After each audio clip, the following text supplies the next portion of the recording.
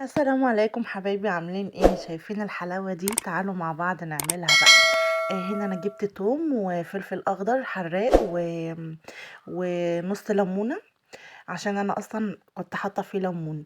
وعندي بقى هنا بهارات، كركم وكمون عشان السمك بيحب الكمون، وفلفل اسمر وشطه وبابريكا وحبه حبه ملح. المهم ايه، وهضرب ده كله في المدق وايه وهبتدي ان انا اتوم السمك كده من بره ومن جوه كويس قوي. زي ما انتوا شايفين هنا ده كان سمك مرجان، انا جبته ونضفته زي الفل اهو زي ما انتوا شايفين. وهبتدي ان انا ايه اتومه بالسمك كده. وبعد ما خلصته هجيب دقيق، الدقيق ده انا كنت عليه حط عليه ملح وفلفل اسمر وحبة كركم. تمام. وهبتدي ان انا انزل عليه بالسمك كده، وهحط السمك في الدقيق واعمله كويس كده. تمام. وفي نفس الوقت انا كنت حاطه طاسه على النار سايباها تسخن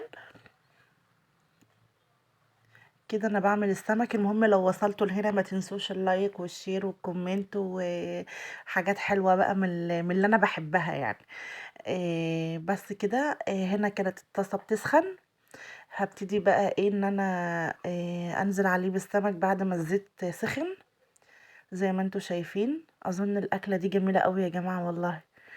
السمك المرجان ده اصلا لحمته من جوه بتبقى بيضة ونضيفة، فانا بحبه يعني. بس كده. هبتدي بقى ان انا اقلب فيه لحد ما هو كده اخد اللون الذهبي الجميل بتاعنا، هطلعه.